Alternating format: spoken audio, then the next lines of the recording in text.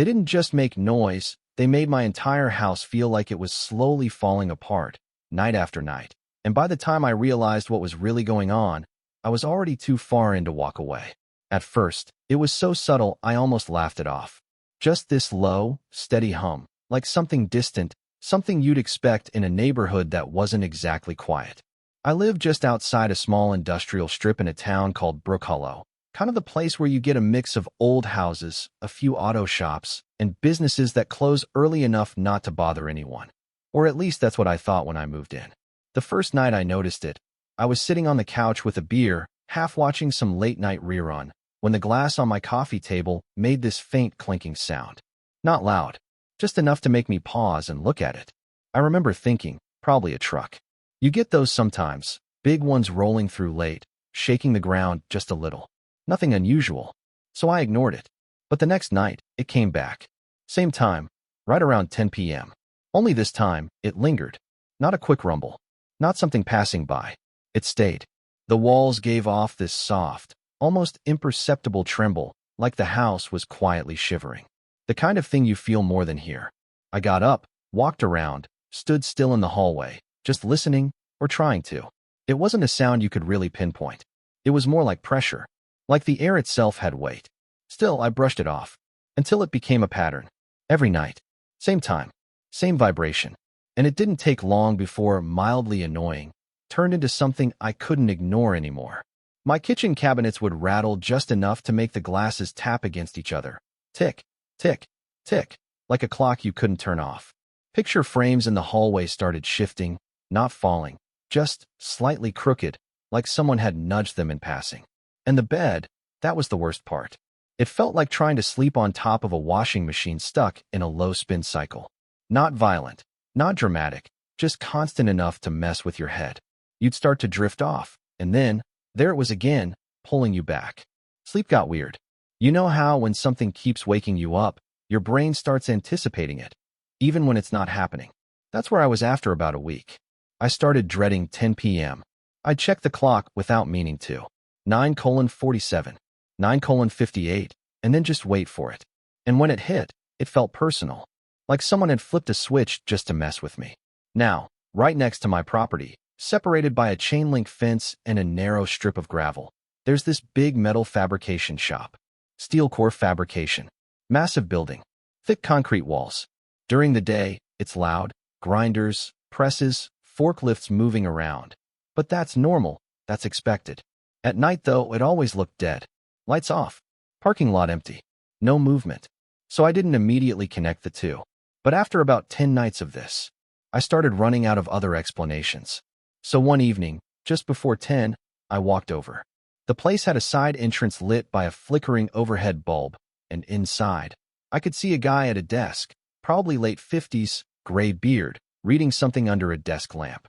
Didn't look like someone running heavy machinery. I knocked. He opened the door halfway, gave me that look people give when they're not sure if you're about to complain or ask for directions. Yeah. Hey, I said, trying to keep it casual. This might sound weird, but do you guys run anything heavy at night? He frowned, like the question itself didn't make sense. No, not after 6. What? I hesitated for a second, suddenly aware of how this sounded. My house has been vibrating. Every night. Around 10. He blinked.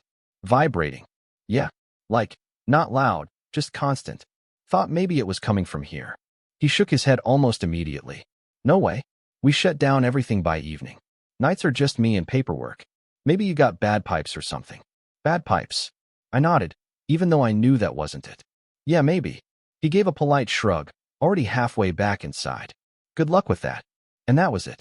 I walked back home, feeling a little stupid, but also more unsettled than before. Because if it wasn't them, then what the hell was it? That night, I stayed up.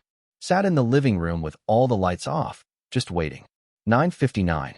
10 o'clock. And right on cue. It started. Stronger than before. The floor beneath my feet gave off that same low hum.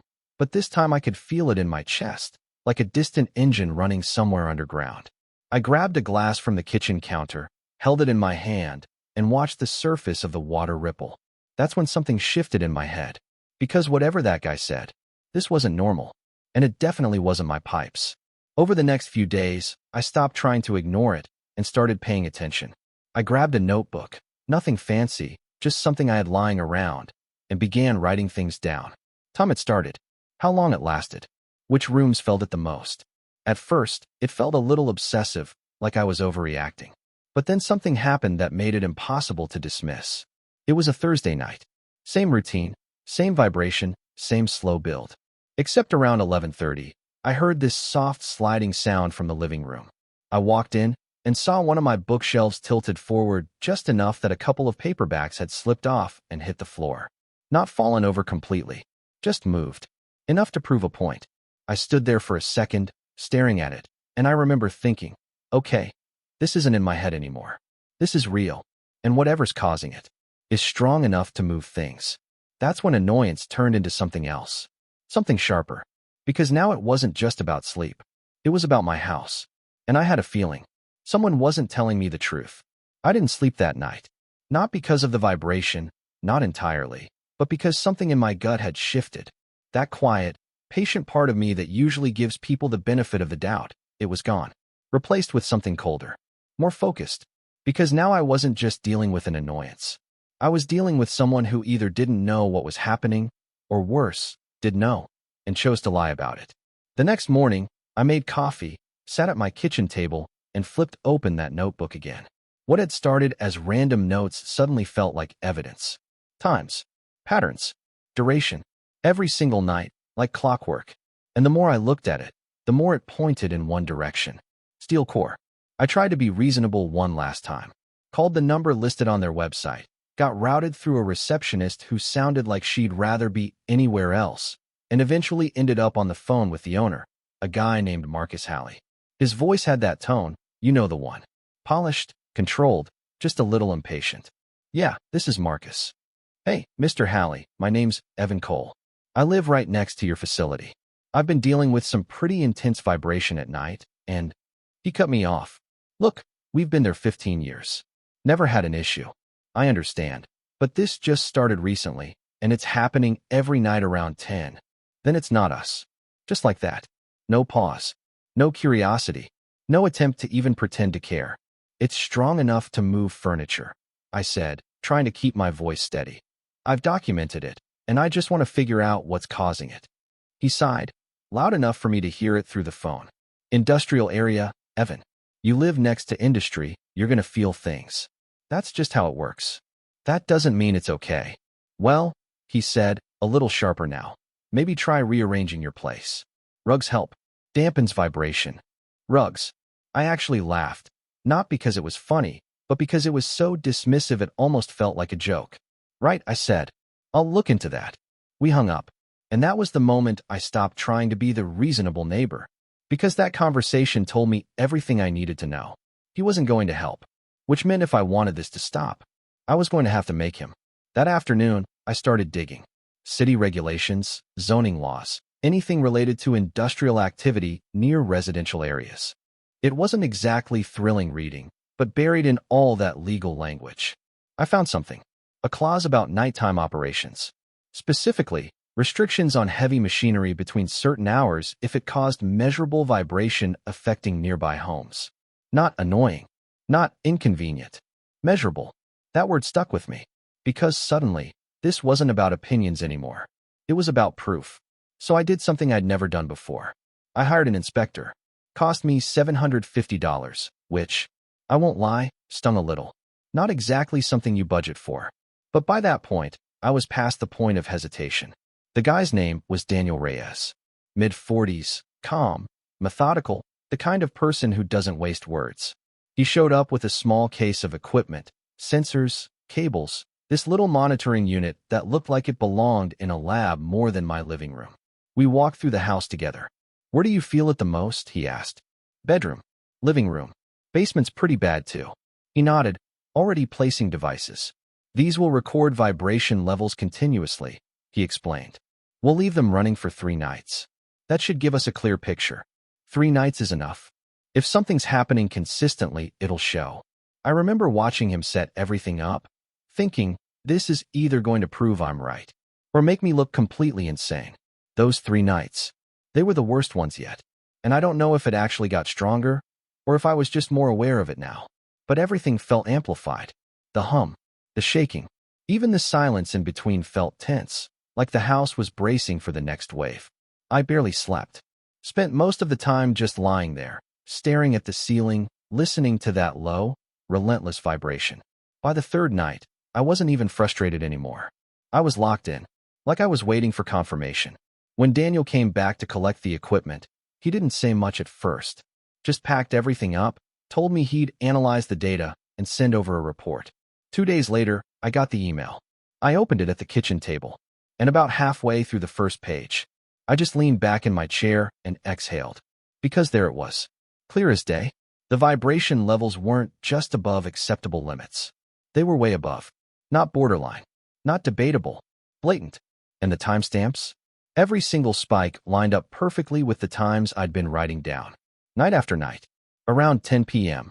Running for hours. Heavy machinery. There was even a section in the report that basically said, in much more technical language, that this kind of sustained vibration could indicate industrial equipment operating improperly or outside permitted hours. I printed the whole thing. Didn't edit it. Didn't highlight anything. Just stapled it together and drove it over to Steel Core. This time, I didn't knock on the side door. I walked straight into the front office. Different guy at the desk. Younger, maybe late 20s. Can I help you? Yeah, I said, setting the report down in front of him. This needs to get to Marcus Halley. He glanced at it, then back at me. What is it?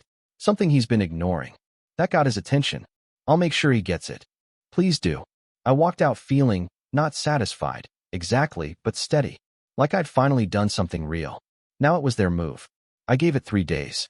No call. No email. No acknowledgement. And that's when I escalated. Sent the same report, along with my notes, photos, even a couple of videos I'd taken of light fixtures swaying, straight to the city's code enforcement office. That got a response. Fast. About a week later, a city inspector showed up. We walked through the house, same as before. I showed him the notebook, the videos, the report. He didn't say much, but I could tell he wasn't dismissing it. Then he went next door. Spent about an hour there. When he came back, he had that official tone, the one that tells you something's about to shift. They've been issued a formal warning, he said.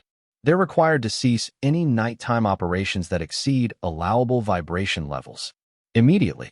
Immediately. That word felt good. For the first time in weeks. I thought this might actually be over. That maybe tonight. I'd get some sleep.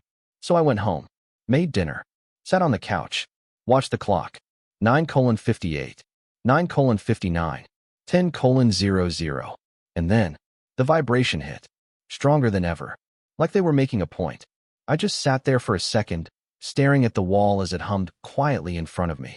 And I remember saying it out loud, to no one. Okay. Not angry. Not surprised.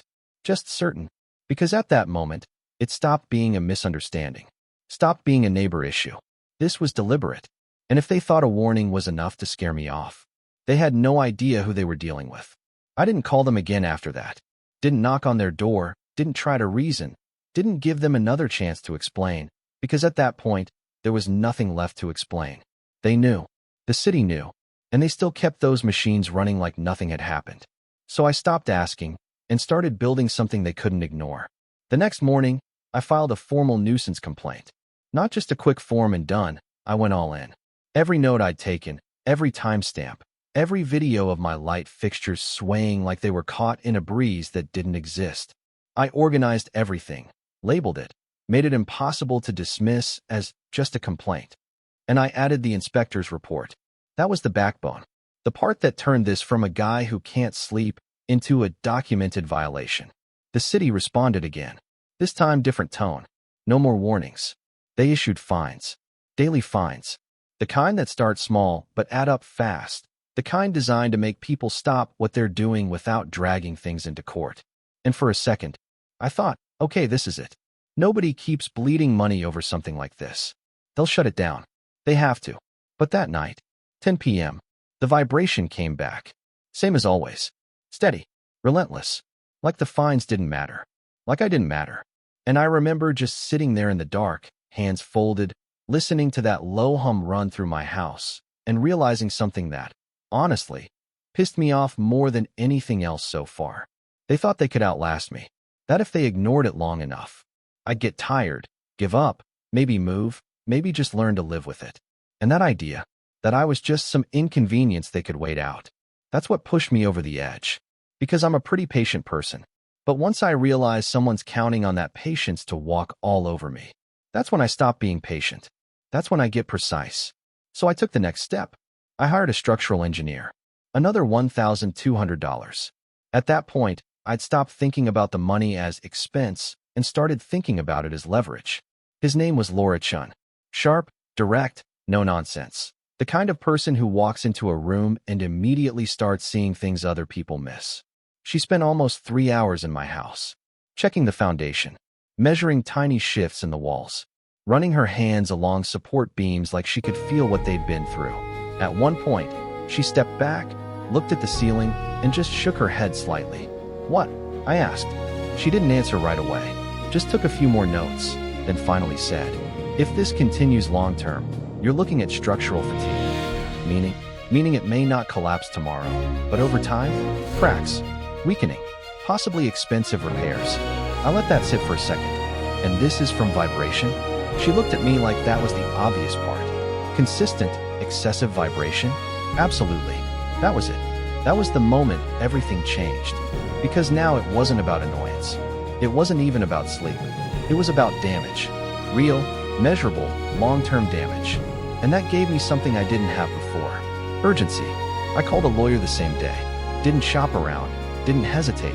Just went with someone local who specialized in property disputes. His name was Victor Lang. First meeting, I laid everything out. The notes, the reports, the fines, the engineer's assessment.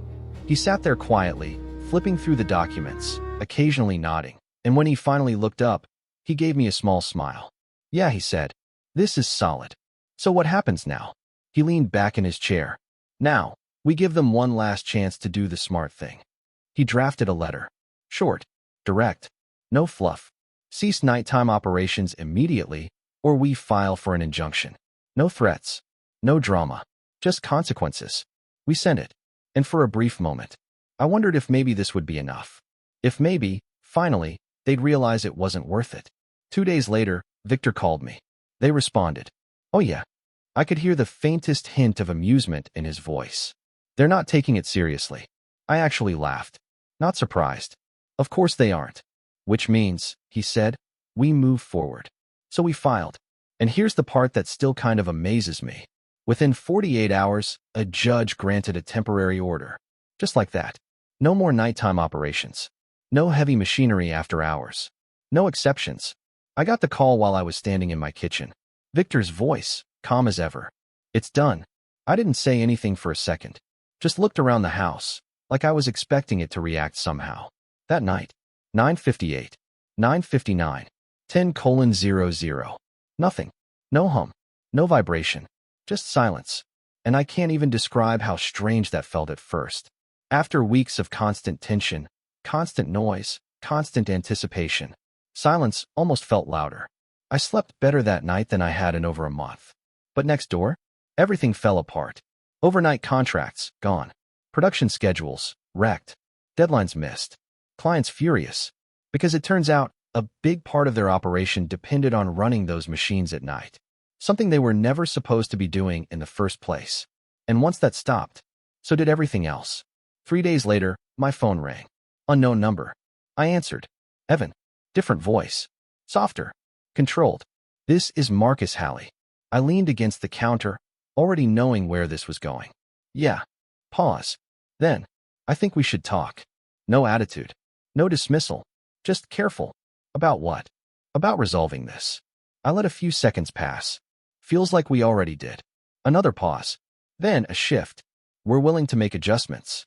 Soundproofing, vibration isolation mounts, reduced hours." "I'm not interested." I didn't raise my voice. Didn't argue. Just said it. Flat. Because at that point, it wasn't about promises anymore. It was about consequences. "We can compensate you," he added quickly. Still calm, but there was something under it now. Pressure. I thought about that for a second, then said, "You should talk to my lawyer," and hung up. A week later, we had an agreement. $80,000 in compensation. Full vibration isolation upgrades, not just promised, but verified by independent engineers. Strict operating hours written into a legally binding settlement. And monitoring access for 5 years. 5 years. I signed. And just like that, it was over. The house is quiet now. Not mostly quiet. Not better than before. Actually quiet. No hum. No shaking. No waiting for 10 p.m. like it's some kind of countdown. Just normal. And sometimes I sit there at night, in that same living room, with a glass on the table that doesn't move anymore. And I think about how close I was to just living with it. To accepting it as one of those things. Because that's what they were counting on. That I'd get tired. That I'd stop pushing. That I'd decide it wasn't worth the trouble. And honestly, for a while, they almost got what they wanted. But here's the thing. There's a difference between being reasonable and being easy to ignore. And once people decide you're the second one, they don't stop. They just see how far they can go. So yeah, maybe I took it further than most people would. Maybe I cost them more than they expected. But they had every chance to stop. And they didn't. So I did it for them. Now I'm curious what you think. Was I justified in pushing it this far? Or should I have just found a way to live with it? Let me know in the comments. I read all of them. And if you like stories where people push back instead of backing down, hit like, subscribe, and I'll see you in the next one.